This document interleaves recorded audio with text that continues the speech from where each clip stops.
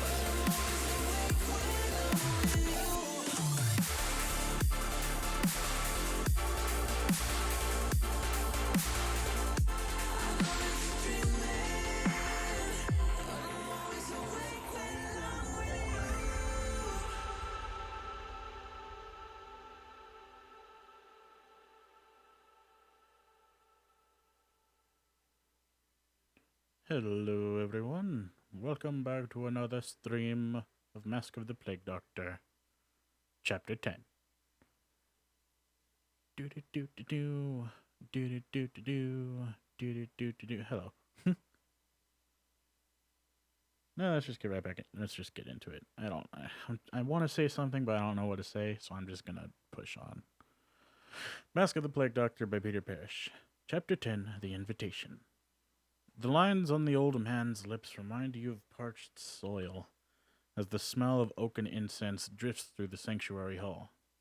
His halting mouth recounts a story you've heard a dozen times. Cultists burn the incense at all hours now, making every effort to disguise the putrid sweet stench of the hall's inhabitants. The space between your eyes throbs with a nagging pain. And we were all out in the streets that day. You see his body tremble beneath the blanket, a piece of threadbare cloth held together by the perseverance of 2 or 3 hardy fibers. His expression falls vacant for a spell, as it often will. His cracked lips rub together and part, eyes wandering, searching for a memory. The only one that remains. It was clear that day. We could all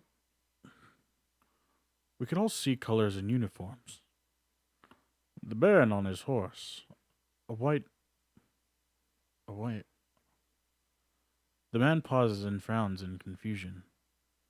Behind you, volunteers and hastily inducted children of the Dweller go about their grim duties. Robed figures sit by makeshift beds and tents, administering herbs, listening, tending to the dying. An anguished moan arises from across the hall, then subsides into the bustle of a room in ceaseless sorrow. You can ask William. He would recall, the old man says. A weakened, barely raised finger denotes his conviction. Where is William? You sigh, wondering whether to restate the truth or reshape a kinder recollection. I won't disrespect this man by coddling him. He deserves to be reminded of the truth. I think a gentle lie will serve. I'll lift his spirits. The dying deserve hope. It doesn't matter what I say, his mind is gone. I don't know. Even if his mind is gone, I feel like everyone deserves the truth.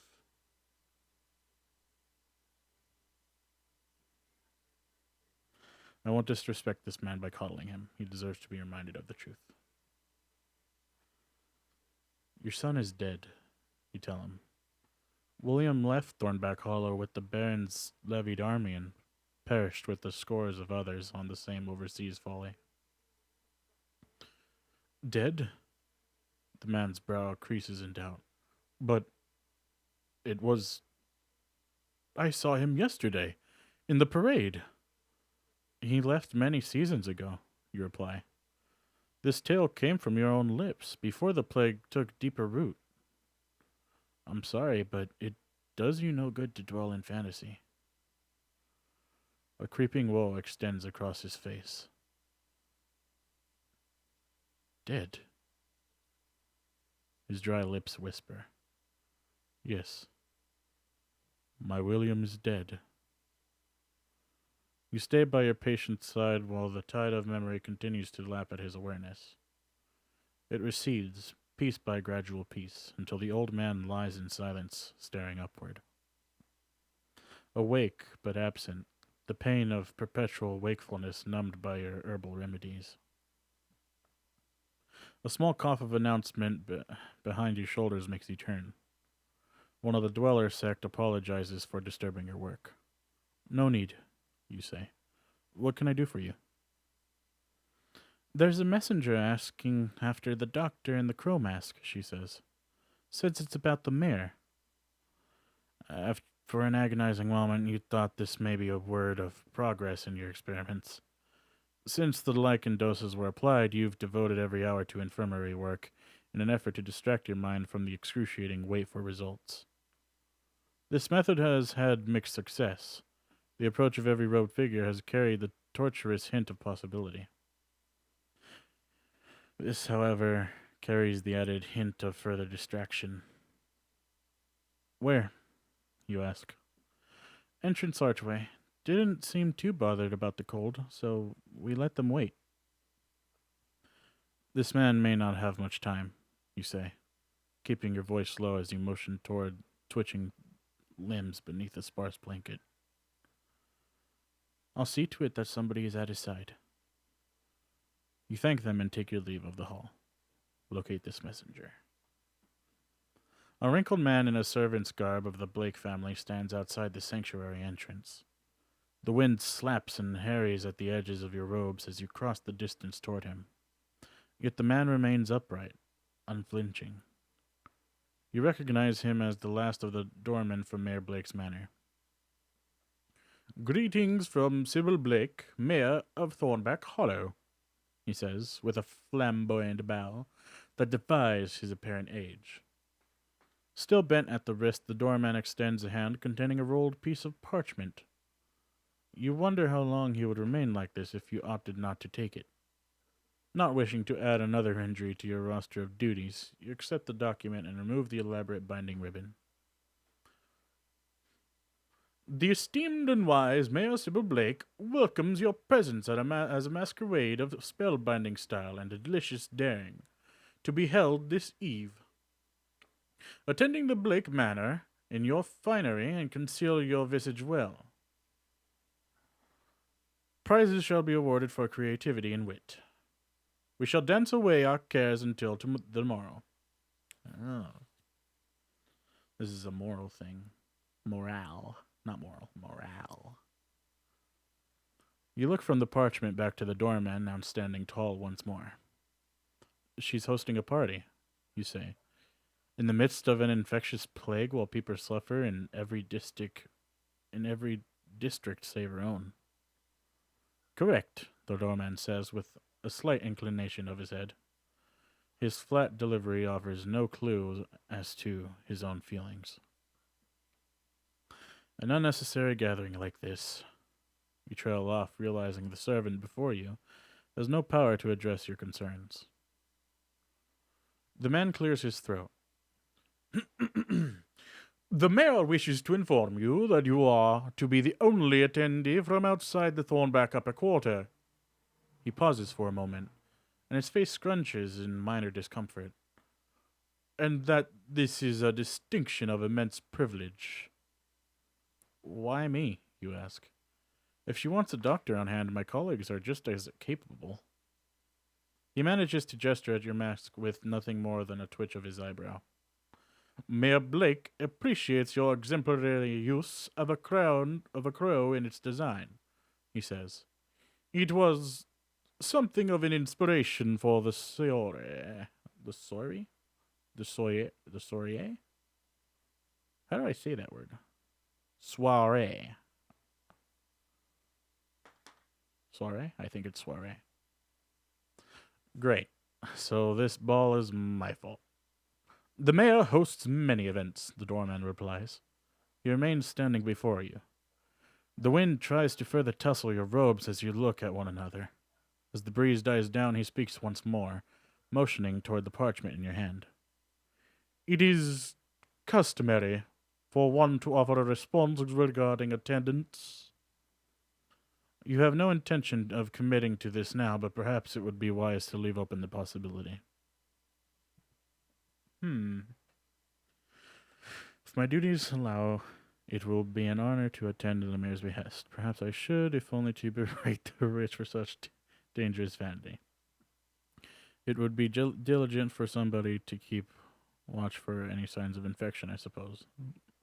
If I do appear, Blake had better put in a glowing word for it with the Baron. I respond with a nod, and invitation may prove useful to those who would see Blake fall. Probably. I think this is the only one that I would actually choose. Or it's either the first or the second, but this one right here offers the possibility of me not going, while also offering that I might go too. But I suppose it would be diligent for somebody to keep watch for any signs of infection, I suppose. I'll go with this one.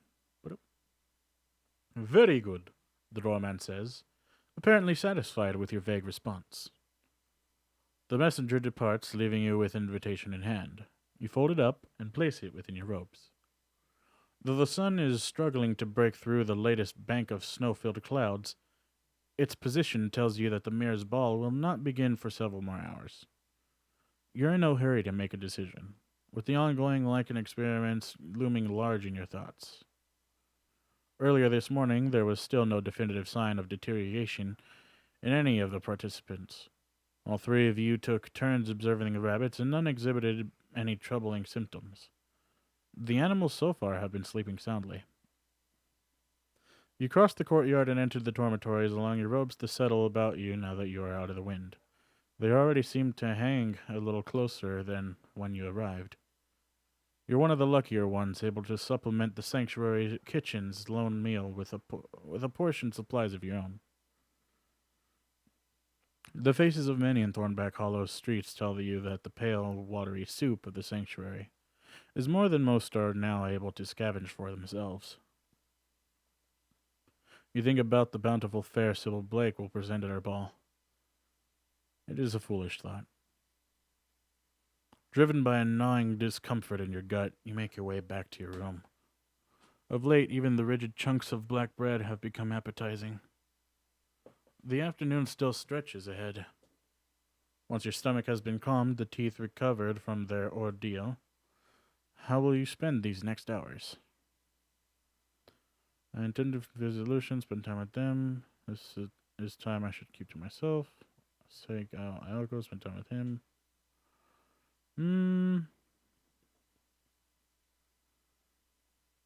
Should probably check on Alice and see how she's doing. You knock on Alice's door, expecting the silence you receive in response. In truth, you find it surprising that she hasn't yet set up bedding in the cellar laboratory. Alice? You call, rounding the corner to the entrance after descending the steps. Experience has taught you that she tends to sit with her back to the doorway. You have no desire to startle her in the midst of something delicate. If you're here to work, I won't prevent it. Your colleague makes no effort to look at you, remaining hunched over a workbench attending to something you cannot see. But like I told you, I have nothing to say to you at present. Let me explain. No, you listen. Alice puts down her tools with a clatter. The fox mask swings your way. I can be cordial enough to work beside you. I am not so stubborn as to undermine our efforts against the plague, but you betrayed my trust, and that wound won't heal overnight. You nod. I'm sorry. Perhaps in time. Perhaps, she retorts. The empty eyes of the fox remain upon you as you turn around and depart. Rest in your room. You fuss and turn in your bed, drifting in and out of a much-needed dose. Too much on your mind to allow anything approaching a settled sleep. Faces fade in and out of your fragmented dreams. Companions. Foes. The drawn visages of the dying all under your care. As you groan and stir, the images withdraw. You feel the weight of your own outstretched arm resting across your forehead. Shifting to your side, you see the outline of your removed crow mask lying by the side of the bed. Masks. The ball. With another groan, you sit up, rub your head, and consider your options. Attendance at the mayor's event could place you in an ideal position to guide the political future of Thornback Hollow and secure valuable support and resources for the trials ahead. But if you leave the sanctuary grounds, your colleagues and the residents cultists may have to react to any developments in the ongoing Lycan experiments without your assistance. I use my invitation and attend the Max Ball. I intend to stay at the sanctuary in case I'm needed. I'll find a representative to attend the ball in my stead.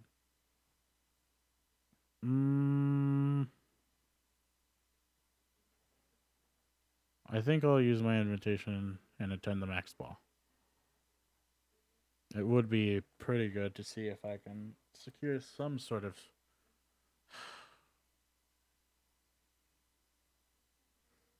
safety for this town. Hauling yourself out of the bed, you try to straighten out your crumbled robes and assess the state of your clothing. Since the courtyard well froze over, you have had to make do with brushing down your garments. With the town under prolonged siege, there's little justification for using water to clean the clothing, except in extreme causes of contamination. You cast your eye over a couple of dubious stains, one on your sleeve and one at the hip. Nobody at this event will be mistaking you for a visiting aristocrat. You retrieve your crow mask, left at the side of your bed while you slept, and place it over your face. Last time you wore this to the mayor's manor, you and your colleagues were unceremoniously ejected. Still, you have an invitation, and this is the only mask you own. Satisfied that your appearance is as formal as it's likely going to get, you set out for the main thoroughfare and the slow climb up to the upper quarter. Present yourself at the mayor's door. Attend the Max Ball. You find yourself in line behind a couple draped in expensive wools and furs. The taller of the pair turns her head as you approach, making an inaudible tutting noise from behind her elaborate sheep's mask. She nudges her partner, a shorter man wearing the guise of a wolf, and the two share a hearty giggle. Invitation, please. The old doorman extends a hand toward them. Is this necessary? The man in the wolf mask replies, hands to his hips. You know exactly who we are. My apologies, Mr. Barlow, but the mayor has insisted upon invitations being checked. I do hope you understand.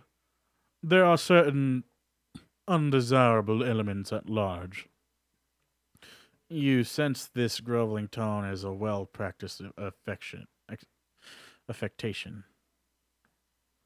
Indeed, indeed, Barlow says, half turning his head toward you before reaching beneath his sumptuous woolen garments to produce two pieces of parchment. Crown needs to act and get those diseased peasants out of our town. It's riling up all sorts of revolting laborers, and those doctors they sent are bloody useless. Rude. Joan Gradstone told me they've resorted to bloodletting. What? We have not. The woman in the sheep's mask says with a slight shudder. Ghastly backwards methods. Next they'll be consulting with animal entrails. Jesus. The ignorance of these people. You consider saying something but opt to flatten your tongue against the back of your teeth. The doorman mumbles a neutral response as he checks the invitations. Then directs the couple through the doorway with a sweeping gesture. Godfrey and Petronilla Barlow, he announces inside as they cross the threshold. In anticipation of the request, you fish out your own invitation. Behind you, a woman wearing a flamboyant snake mask joins the queue. Thank you, the doorman says, examining the parchment. He glances back up at your crow mask. Ah, doctor. Enjoy your evening. You reply with a nod and accept the return of your invitation. But just as you are about to step forward through the doorway, his voice causes you to pause. Hold a moment. With a sigh, you wonder what tedious matter of etiquette you have breached this time.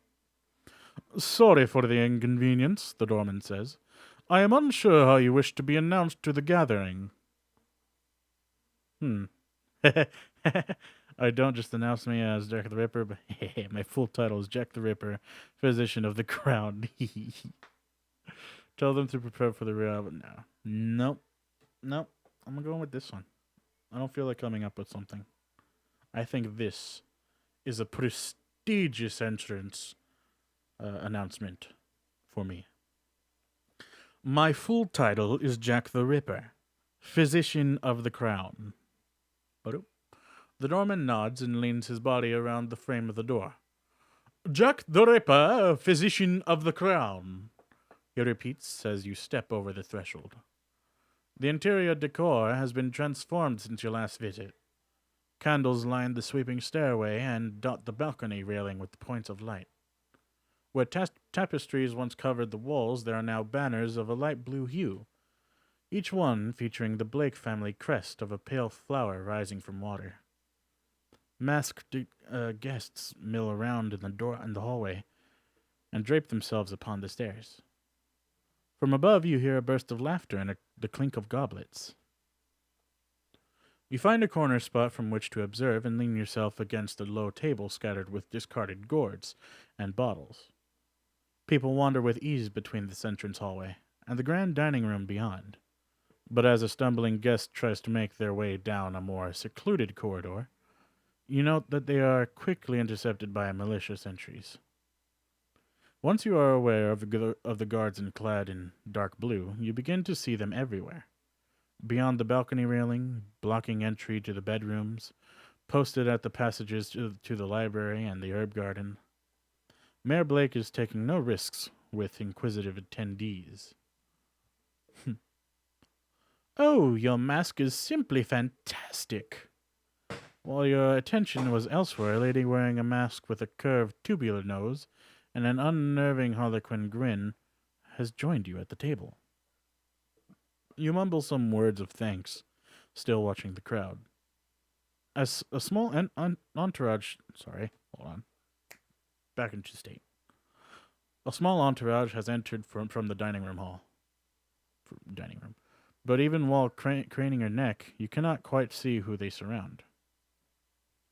Mine was gifted to me by a marvelous duke. You nod along, not really listening. A parting of the entourage reveals the object of adoration at its heart. Resplendent in the peacock feather mask is Mayor Sybil Blake. She puts a hand to her lips in laughter as Godfrey Barlow bows low and kisses her other. Ah, there's Sybil, the woman at your side exclaims. Ugh, look at Godfrey. That simpering oaf. Sybil, you must come over and see this terrific mask. Her arm extends, beckoning to the mayor with giddy abandon. Somebody at Blake's side draws polite attention to your corner, and the peacock feathers bob as the mayor peers over in your direction. We've met, you say. She's seen my mask. This really isn't too late. Rose, darling, Sybil says, putting stiff arms around your neighbor. You notice that the mayor's embrace involves as little actual touch as possible. Now, what is it that I simply must see? This, of course, Rose replies, motioning toward your visage. Ah, she says, doing little to obscure her disappointment. It's you. Goodness, I feel a chill in the air, Rose says, putting her arms around her own shoulders in a parody of a hug. Rose, leave us a moment, Sybil says. She turns to the entourage of admirers and sycophants gathering once again behind her. Up close, you see that some of these flowers have weapons about their person. I would speak with this guest alone. With a clap of her hands, the small group is dismissed. Those who are armed, you notice, do not retreat far. I came at your invitation, you say. Indeed. Despite your questionable respect for furnishings, she pauses, and you follow her gaze down to where your body touches the low table. With a very deliberate motion, you stand up straighter. Despite that, she continues, I have need of you.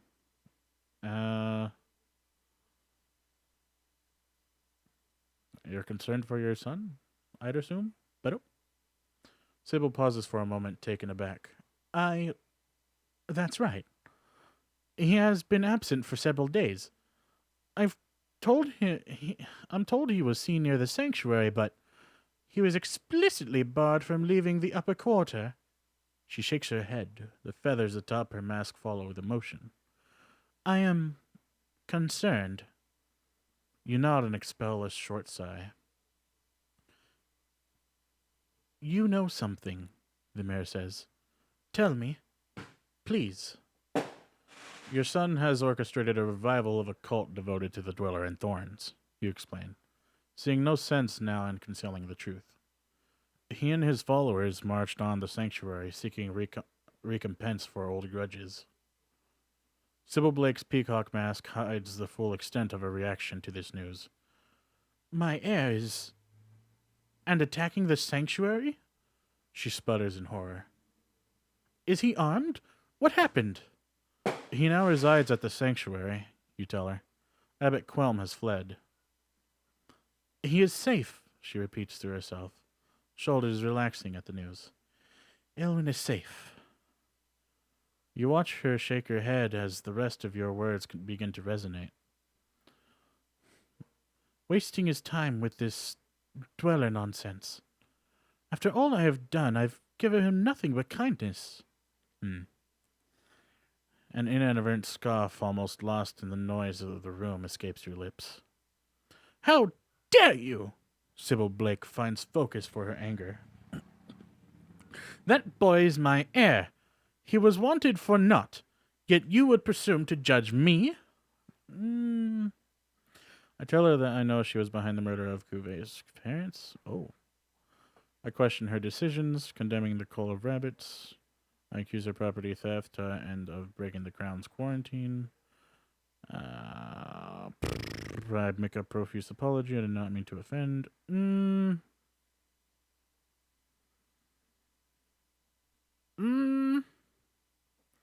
That's a lot of good choices to go.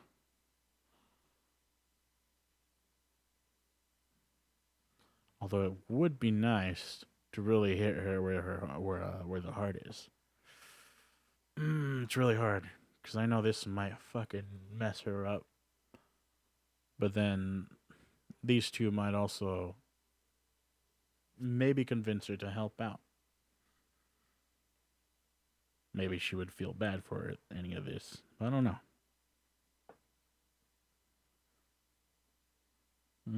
Property theft and the breaking of Crown's quarantine to make a profuse apology. I did not mean to offend. I question her decisions. Can I mean the call of rabbits? I tell her that I know she was behind the murder of Cuvier's parents.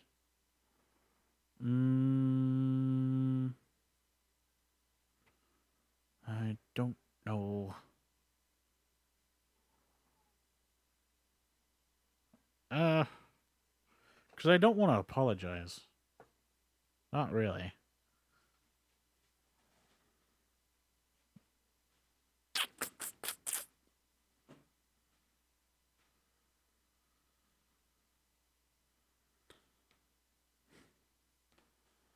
I don't know. I don't think this is a good, strong argument.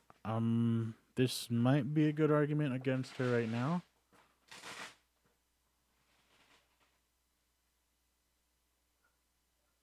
But this would also really hit hard.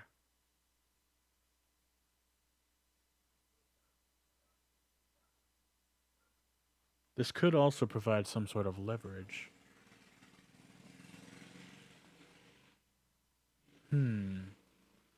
Which one should I choose? I want to choose the first or the third one. Maybe I should say this one. I tell her that I know she was behind the murder of Cuvier's parents. But you rush to fury at my lack of deference, but think nothing of committing murder, you say, turning some nearby heads. Oof. The Cuvier family were Thornback Hollow's appointed rulers, until you poisoned them, usurping the position for yourself and your offspring. Sybil Blake expels a scornful laugh. I warned you that the streets held loose talk about me, she says, yet even still your ears have been turned by these foul tales. Her guards take a step closer, hearing the change in tone. The mayor waves them away. Nicholas Cuvier fought fierce sweats. You of all people should know that death follows such a condition like dogs pursue the butcher's cart. His wife Berta was distraught. Her mind darkened, and she retreated to her room. Sybil points upstairs. We found her face down on the manor lawn, the upstairs window flung wide. But Rosalind, you say, hesitant in your words. Rosalind? You have spoken with Rosalind Cuvier? I have, you reply, confident once more in your assertions. He has gathered his strength overseas, honing his talents, waiting to... Fascinating, Sybil says, cutting in. Because the Rosalind Cuvier smuggled out of the town on my orders was sent to the imperial capital, where he remains an apprentice tailor to this day. But that's... you stammer. So you did steal his birthright. I saved his life. He was an orphan child with a dangerous heritage. Rivals for power had already begun to gather after the death of Nicholas. Without my intervention, he would have perished. Convenient that you ended up in control of Thornback Hollow, you remark, though your tone has lost its bite. Judge me for my political instinct as all you wish, she says, but I am not so crude as to murder my opponents. Sybil toys with the tips of the feathers on her mask. Though that may change if a pretender or that rabble from the guild finds the lure of this wonderful ball too decadent to resist. A disturbance at the entrance. Before your testy discussion can continue, Sybil's ear is drawn by a blue-clad sentry arriving with haste at the manor entrance. The guard's head jerks left and right, searching the room. You there! The mayor calls, making herself heard over the hubbub of the guests. You there! Sorry, I didn't do the voice. Wrong voice. Spotting the beckoning hand, the armed sentry starts to wind and sidestep her way through the milling of masked attendees. As she reaches your corner of the room, Sybil turns away from you, stepping closer to her messenger, who delivers a hushed report with an expression of urgency. Though eavesdropping on this exchange feels like a tempting opportunity, you decide instead to grasp the chance to slip away. After making such a forthright accusation, you suspect your presence at this gathering may no longer be welcome. When Sybil and her entourage appear distracted by the new arrival, you turn your masked face to the wall and make unhurried strides toward the doorway leading to the dining hall. This room has also taken on a new character since your last visit. The huge oak dining table has been moved aside, clearing a central space for ball guests who roam and chatter. Amid the din of raised, tipsy voices, you try to recall the echo of your own words when this room was sparse with people. Looking at the elaborate masks and decorative mantels on display, you afford yourself a smug reminder that the host of this soiree once referred to your own mask as ghastly, swearing that it could not possibly be worn at dinner.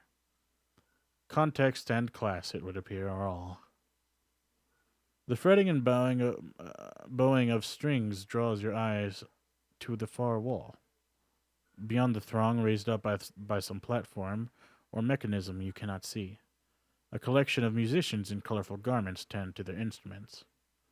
It seems the main space of this room will, in time, be utilized for dancing. That's a lot of fireworks. It's getting really annoying. Why do they have to do this? It's not even 4th of July yet. It's not even July. You feel a sudden impact as your arm is jostled from behind.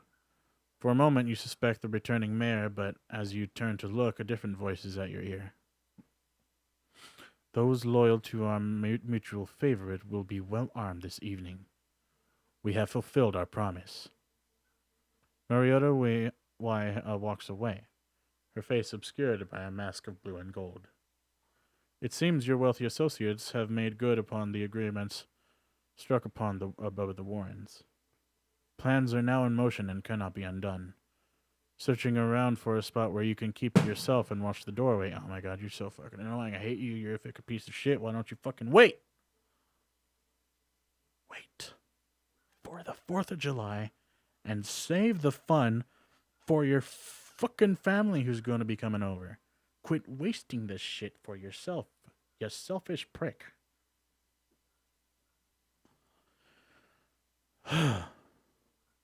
Searching around for a spot where you can keep to yourself and watch the doorway, you find yourself a vantage point close to the band. The decision brings near an instant reward, as you see Frida, captain of the mayor's militia, enter the hall. Shots from outside the manor cause several of the guests to stop their conversations and glance about themselves. Why, I hate you. Hold on. Give me a moment. Gotta close windows for these douchebags. For the fucking right day to start using the damn fireworks.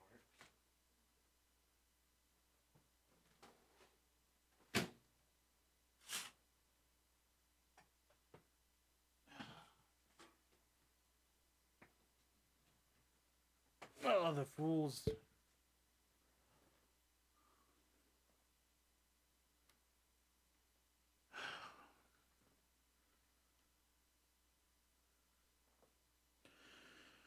Okie dokie.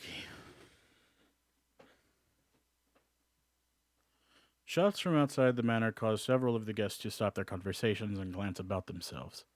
The musicians look up from their instruments.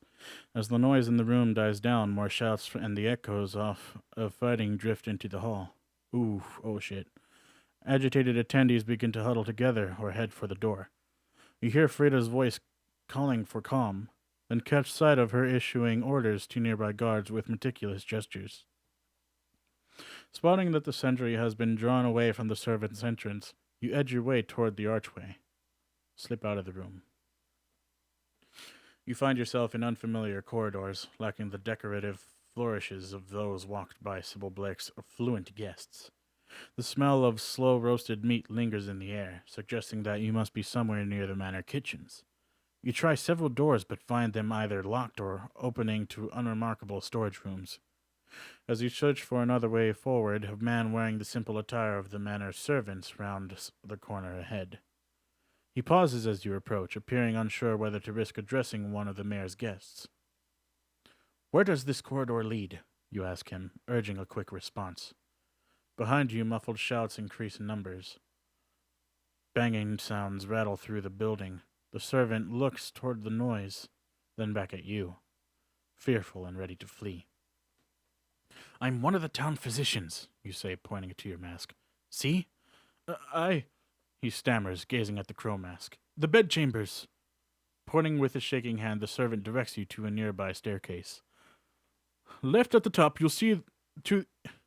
that'll see you to the entrance, but..." You pat his shoulder in thanks as you pass, then make haste up the tight steps. The second floor has descended into chaos. As you push open the servant's door, a pair of guests almost knock you over in their rush to escape, eyes wide, their masks discarded. Others cower in the corridor, faces buried in their hands. You see a trail of blood leading from the second floor balcony.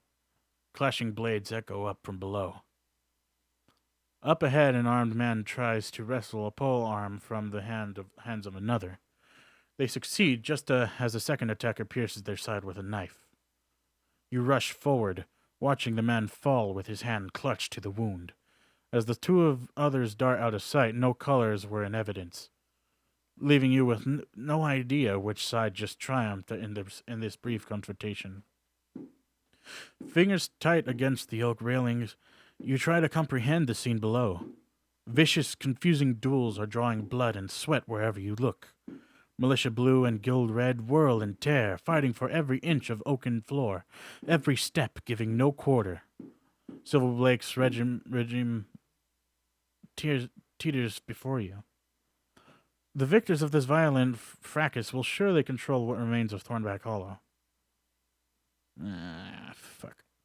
I rush to aid the revolt in any way I can. The mayor is a crown official. I must aid the militia to help her survive. They're wounded on the second floor. It's my medical duty to tend them. In chaos comes opportunity. I will snatch knowledge from the mayor's library.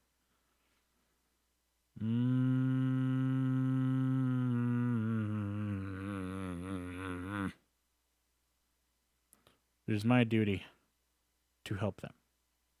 To help anyone wounded. But I also need to help her survive. Damn it. Fuck.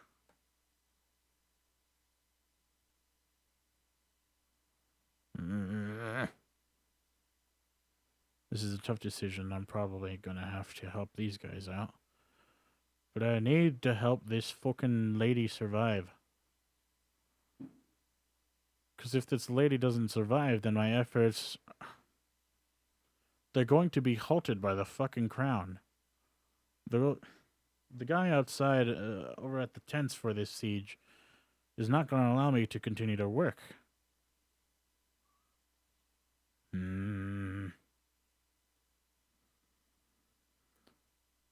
I was a bodyguard before this. I can fucking fight. The mayor is a crown official. I must aid the militia to help her survive. But you survey the scene beneath you in desperation. The mayor appears to have withdrawn, and without further assistance, you can't tell how long her forces will be able to maintain a defense. As you try to think of how best to help, you feel a vibration in the balcony. The sound of brutes striking the wooden floor reaches your ears, and you turn to see a fresh militia formation approaching down the corridor behind you. If you could draw away the remaining guild fighters stationed on the staircase, this reinforcing group would have a clear route to the battle's exposed flank. "Wait!" you whisper to the approaching militia, trying to get them to halt while they still remain obscured from the rebels below. But not enough of their number recognize you as loyal to mayor or crown. And they regard you with suspicion. Realizing that they will not cease their advance, you try to use what little time you have to clear the way. Leaning over the balcony, you start to shout at any guild members within earshot. Militia are flanking you at the servants' corridor, you yell, gesturing behind you for emphasis. Protect the dining hall doorway. A few laborers exchange looks and begin to drift over toward the entrance to the dining room, only to rush back when the first of the militia formation appear on the balcony. A trick! One of the attackers shout, pointing at the reinforcements. Form up on the stairs! As the guards charge past you, they are met with stern resistance. Though they may have eventually pushed through the opposition, the opportunity for a surprise offense has been lost. The battle swings toward a victor. Drawn back to the entrance hall by Roush's cheers? I think it's Roush's. Drawn back to the entrance hall by Roush's cheers, you see red sashes being twirled above the heads of jubilant guild fighters. The cheering grows louder as Elviva Frith appears on the balcony above and begins a precise descent, steadying herself on each step with her cane. You lose sight of her in a mass of supporters as she reaches the bottom. The next time you glimpse with the triumphant guild leader, she is standing next to the body of a fallen comrade. One of at least a dozen dead that you've counted, their blood pooling in grooves between the hall's wooden panel flooring. This woman, Elviva declares, motioning to the corpse at her feet. Susanna Inge. Cherish that name. Embroider it to your memory. She bled for us all today, so that we could claim what has been denied and taken from us. She raises her cane with her voice. Sybil Blake is captured and will face the justice of the populace. Those held on false crimes inside her dungeons shall be set free. Renewed cheers drawn out of Viva's speech, forcing her to pause. The wealth and resources that Sybil Blake has stolen will be returned to the people, as will the property of others who enable her tyranny and hoarded food alongside her. You spot some of the ball guests sharing anxious glances in the doorways where they have emerged from hiding. Members of the guild do not fall victim to greed, Elviva continues. Any person found taking supplies that are to be distributed among the people will be judged as a thief. The guild leader strikes the floor with her cane. Today our solidarity has overthrown a mayor, but we shall not be free until the siege of our town is lifted. A plague still torments our streets, robbing us of life just as surely as the rich robbed us of dignity and coin. Our council will not rest until this sickness is banished, and our gates flung open once more. As roars of collective triumph pummel your ears, you watch Mally and a grim-faced companion working their way among friend and foe, putting the dying to the sword. Thornback Hollow rests in firm hands. Oof. Sybil Blake is... Damn it. Oh, that's not gonna go over well with the crown. That's not gonna go over well at all.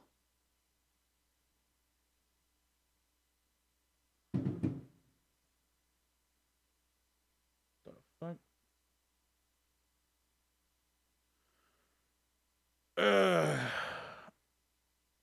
Oh, that sucked.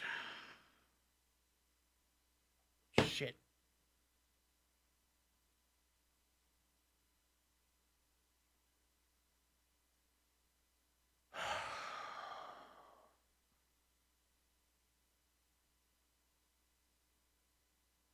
That Baron better not have any fucking issues with how things went. Because I couldn't do anything.